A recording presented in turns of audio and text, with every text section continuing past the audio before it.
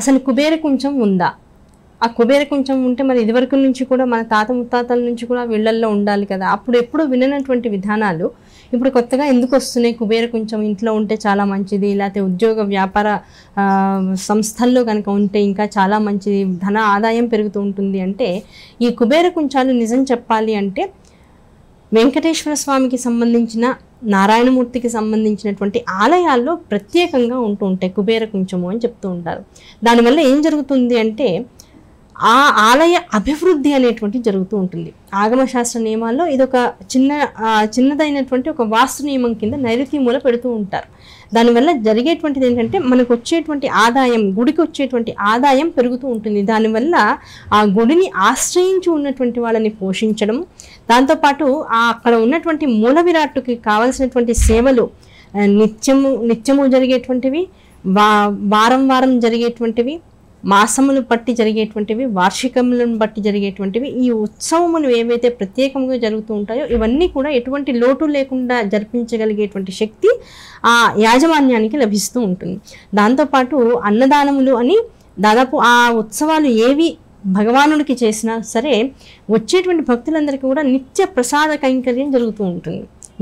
ప్రసాదాలు పెట్టడం అనేటువంటి జరుగుతూ ఉంటుంది అక్కడ నిత్యము కూడా.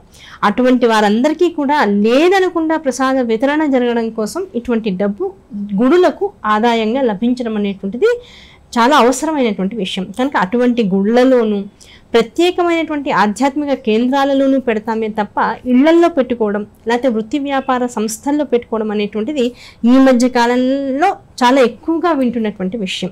నిజం చెప్పాలి అంటే ఇళ్లకి సంబంధించి, వ్యాపార సంబంధాలకు సంబంధించి, సంస్థలకు సంబంధించినటువంటి కుబేర కొంచెం అంటే ఇళ్లకి సంబంధించి ముందు చీపురు. ఆ చీపురు కుబేర స్థానం. దాంతోనే ఇల్లంతా ఊడుస్తూ ఉంటాం. ఇంట్లో మనం ధూళి మట్టి దీనంతటితో నడుస్తూ ఉంటాం. ఇల్లంతా కూడా ఎప్పటికప్పుడు చిరాకుగా అవుతూ ఉంటుంది. ఆ చిరాకును అలా ఉంచుకోకుండా పొద్దున సాయంకాలం ఏ చీపురుతో అయితే ఇంటినంతా కూడా శుభ్రపరుచుకుంటూ ఉంటామో ఆ చీపురే మనకి కుబేర స్థానం, లక్ష్మీ స్థానం గుర్తుపెట్టుకోండి. అందుకని ఆ చీపురిని ఊడవడం అయిపోయిన తర్వాత ఎలా పడితే అలా పెట్టకుండా, అలాగే చీపురి ముందు అంచులతో ఊడ్చేవాళ్ళు ఉంటారు. అలా ఊడవకుండా చీపురి మధ్యస్థానం నేలకి తగలాలి. దానివల్ల ఐశ్వర్య వృద్ధి జరుగుతూ ఉంటుంది ఇంట్లో. ఆ చీపుని ఉంచే స్థానాన్ని బట్టి కూడా ఐశ్వర్య వృద్ధి జరుగుతుంటుంది. కొంతమంది కుంచెల కింద పెట్టి పెడతారు, కొంతమంది కర్ర వెనకాల పట్టుకునేటువంటి హ్యాండిల్ కింద నేల కానించి నిలబెడుతూ ఉంటారు. ఈ నిలబెట్టడం అనేటువంటి పద్ధతి ఎలా ఉన్నా, ఎలా చేసినా అసలైనటువంటి విధానం ఈ లక్ష్మీతత్వమైనటువంటి ఆ చీపురును ఉంచుకునేటువంటి తత్వం ఏమిటి అంటే నేల మీద పడుకోబెడుతూ ఉండడం. వీలైనంత మన కాళ్ళకి తగలకుండా, ఎవరి దృష్టి దాని మీద పడకుండా ఒక మూలకి పడుకోబెట్టడం అనేటువంటిది ఉన్నతమైనటువంటి స్థితి. ఆ స్థితిలో కనుక ఇంట్లో చీపురు పైగా ఊడ్చిన తర్వాత ఇప్పుడు ఎలాగైతే ఏదైనా మరక పడింది ఇంట్లో, ఆ మరకని కొంత నీళ్లు జల్లి గుడ్డతో ఎలాగైతే తుడిచిన తర్వాత ఆ గుడ్డను కూడా మళ్ళీ నీళ్ళతో ఉతుక్కుని పక్కన పెట్టుకుని మళ్ళీ ఆరేసుకుని ఇంకో విషయానికి ఉపయోగించుకుంటూ ఉంటాము.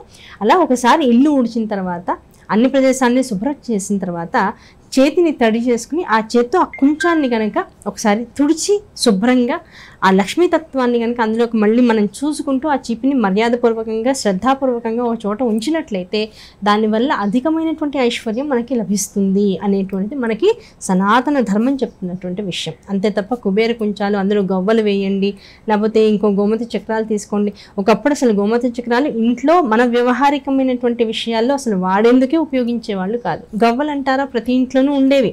అందులో కూడా ఆడుకోవడానికి చక్కగా నల్ల గవ్వలు పెద్దవి వాడుకుంటూ ఉండేవాళ్ళు. ఇంట్లో అంతకు మించి గవ్వలు ఉన్నాయి అంటే ఏదో చిన్న చిన్న డెకరేటివ్ ఐటమ్స్ కొంత 90s అట్లా బాగా ప్రాచుర్యం పొందాయి. అంతకు మించి గవ్వలు అనేటువంటివి సముద్రానికి సంబంధించినటువంటి ఇట్లాంటి వ్యవహారాలేవి వీలైనంత వరకు ఇంట్లో ఉంచుకునే వాళ్ళు కాదు. ఒక శంఖు మాత్రం భగవానుడి శివుని యొక్క అభిషేకం యందు, విష్ణువు యొక్క అభిషేకం యందు నిత్య దేవతార్చన ఇంట్లో చేసేవాళ్ళు కూడా చిన్న శంఖువుని మాత్రం ఇంట్లో ఉంచుకునేవాళ్ళు. ఆ తర్వాత వచ్చినటువంటి డెకరేటివ్ ఐటమ్స్ కానీ, శంఖాలతో కానీ, గవ్వలతో కానీ చేసేటువంటి ఐటమ్స్ కానీ వీలైనంత వరకు మనం ఇళ్లల్లో ఉంచుకోకుండా ఉంటే మంచిది. కారణం వెంటనే ప్రతి వాళ్ళు అడుగుతారు, కారణం ఏంటండి, పెట్టుకున్న వాళ్ళందరూ బాగానే ఉన్నారు కదా అని అనుకుంటూ ఉంటాం. చూడండి, మీరు శంఖాన్ని కానీ గవ్వల్ని కానీ చెవు దగ్గర పెట్టుకుంటే ఏం వినిపిస్తుందంటే సముద్రపు హోరు వినపడుతూ ఉంటుంది. ఏ ఇంట్లో అయితే ఇవి అధిక శాతంలో ఉంటుంటాయో ఆ ఇంట్లో కూడా తెలియనటువంటి అంతర్గతమైనటువంటి పోరు పెరుగుతుంది అని పెద్దలు చెప్తూ ఉంటారు. కనుక వీలైనంత వరకు ఇలాంటి వస్తువుల్ని మనం ఇంట్లోకి ఎక్కువ అట్రాక్ట్ చేయకుండా, ఏదో లక్ష్మీ గవ్వలని ఈ మధ్య తెల్లటి లేదంటే మీగడ పాల మీగడ మీద ఉన్నటువంటి తెలుపు ఏదైతే ఉంటుందో పసుపు తెలుపు కలిపినటువంటి వర్ణంలో ఉన్నటువంటి ఆ గవ్వల్ని లక్ష్మీ గవ్వలని ఇంట్లో పెట్టుకుంటున్నాం. ఆ గవ్వల్ని ఇంట్లో పెట్టుకుంటున్నాము అంటే పెట్టేసేసి దేవుడి దగ్గర మూల పెట్టేసి దానివల్ల నాకు ఐశ్వర్యం పెరుగుతుంది అనుకోవడం కూడా పద్ధతి కాదు. వాటిని పూట తీయాలి, వీలైనంత చక్కగా వాటిని నీటితో కడగాలి, మళ్ళీ తుడవాలి, ఇక్కడ కూడా తడి లేకుండా వాటి మీద గంధాన్ని కుంకాన్ని అలది అమ్మవారి ముందు రోజు కూడా పొద్దున సాయంకాలం దీపారాధన అవ్వగానే మొత్తం పూజంతా అయ్యే లోపల చక్కగా 2 సార్లు ఇలా తీసి అమ్మవారు అయ్యేవారు ఆడుతున్నట్లుగా ఓ ప్లేట్ తీసుకుని దానిలో ఆ గవ్వలతో ఒక 3 ఆటలు 3 ఎత్తులు వేస్తూ ఉండాలి. అలా వేసి ఆ రోజు ఏ సంఖ్య అయితే వస్తుందో ఆ సంఖ్యనంతా కూడా కూడుకుని దానితో ఇవాళ రోజు మనం చేసుకునేటువంటి పనులన్నీ కూడా దాంతో సమానంగా ఇప్పుడు మొత్తం ఒక 6, 7 లేకపోతే ఒక 3 అట్లా పడింది అనుకుందాం లెక్క. ఊరికే ఒక ఆలోచనకి చెప్పుకుందాం. 6, 7 కలిపితే ఎంత అవుతుంది? 13. 13 + 3 16 అవుతుంది. 16లో అంటే 6 + 1 7 అవుతుంది. అంటే ఇవాళ జరిగేటువంటి పనులన్నీ కూడా 7 సంఖ్యతో ముడిపెట్టుకుని కనుక మనం చేసుకున్నట్లయితే దానివల్ల ఆ ఇంట అలక్ష్మీతత్వం అనేటువంటిది వెళ్ళిపోతూ ఉంటుంది. ఏ ఇంటైతే లక్ష్మీ గవ్వలకి నిత్యము పూజ జరుగుతూ ఉంటుందో, ఏ ఇంటైతే లక్ష్మీ గవ్వల్ని అమ్మవారి ముందు నిత్యము కూడా అయ్యవారు అమ్మవారు ఆడుతున్నారు అన్నట్లుగా 3 ఎత్తులు వేస్తూ ఉంటాము, ఆ చివరి ఎత్తు అమ్మవారిది అవుతుంది. ఇంకా దాన్ని కదిలించకుండా ఆ ఎత్తు ఆ పూటకి అలాగే ఉంచేసి పెట్టేవాళ్ళు కొంతమంది ఉంటూ ఉంటారు. అలా వాటితో సముచితమైనటువంటి స్థాయిలో మన జీవితాన్ని ఒక 24 గంటల్ని నిర్దేశించుకోవడం కోసం ఈ గవ్వాల్ని ఏర్పాటు చేశారే తప్ప అవి తెచ్చి ఇంట్లో పెట్టుకుంటే ఐశ్వర్యం పెరుగుతుంది, ఊరికి అలా తెచ్చి అలా పెట్టేసుకోండి ఇలా చెప్పేటువంటివన్నీ కూడా సరైన పద్ధతులు కావు. పొద్దున సాయంకాలం ధూపం వేయాలి, తప్పనిసరిగా పొద్దున పూట గవ్వల్ని కడిగి పెడుతూ ఉండాలి. అలాగే ఇప్పుడు మనం చెప్పుకునేటువంటి ఈ లక్ష్మీ కుంచం అనేటువంటిది కూడా గోమతి చక్రాలు ఇవన్నీ కూడా తాంత్రికమైనటువంటి వస్తువులు. నిజంగా ఇదివరకు మన ఇళ్లలో ఎవరిళ్లలోనూ లేవు, ఇప్పుడు కొత్తగా వింటున్నాం అవన్నీ కూడా. ఏదైనా అనారోగ్యం విపరీతమైనటువంటి అనారోగ్యం జరిగినట్లయితే లేదు మనం తట్టుకోలేనంత అంతంత కష్టాలు నిజంగా ఉన్నటువంటి వాళ్ళు అవన్నీ అసలు వాళ్ళకి మైండ్ వెళ్ళదు. నిజంగా ఎవరైనా వీడియో చూస్తూ మాకు చాలా కష్టాలు ఉన్నాయి అన్నవాళ్ళు మాత్రం గోమతి చక్రాలు ఒక 5 తీసుకొని అనారోగ్యవంతులైనటువంటి వాళ్ళ యొక్క మంచం కోడుకి కట్టి వాళ్ళకి అనారోగ్యం తగ్గిన తర్వాత ఆ గోమతి చక్రాలు తీసుకువెళ్ళి ఏదైనా ఒక పారేటువంటి నదిలో పడేసేస్తే అక్కడికి ఆ అనారోగ్యం వెళ్ళిపోతుంది అని పెద్దలు చెప్తూ ఉంటారు.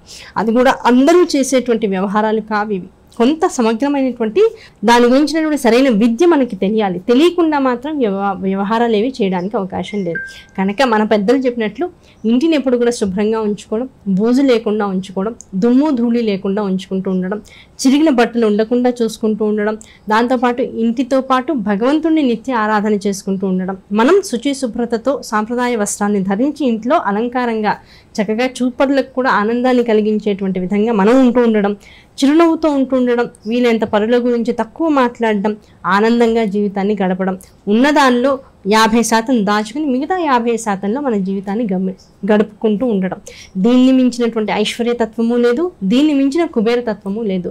మీరు సంపాదించే దానిలో మొట్టమొదటి రోజు సంపాదనని తప్పనిసరిగా ఒక కుండీ పెట్టుకుని ఆ కుండీలో ఎర్ర వస్త్రాన్ని పెట్టి ఆ ఎర్ర వస్త్రంలో మొదటి రోజు సంపాదన వచ్చిన తర్వాత దైవానికి కొంత మనం దాన్ని వెచ్చించిన తర్వాత మిగతా దానిలో ఒక 100 రూపాయలు 10 రూపాయలు తీసి ఎవ్రీ మంత్ ఆ ఎర్ర గుడ్డలో కట్టి ఒక కుండీలో పెట్టుకుంటూ ఉండండి.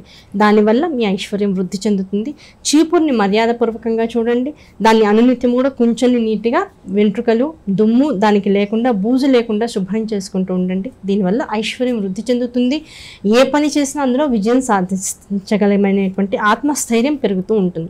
ఇటువంటి పనులు మనల్ని వృద్ధి చేస్తాయే తప్ప అనవసరమైన వస్తువుల్ని తెచ్చుకుని ఇంట్లో జమ చేసుకోవడం వల్ల దాని అనవసరమైన క్లమ్జీనెస్ అసలు ఏమీ చేయకపోవడం వల్ల కొన్ని ఇంట్లో ఉండడం వల్ల కలిగేటువంటి నష్టాలు కూడా అనుభవించేటువంటి అవకాశం లభిస్తూ ఉంటుంది.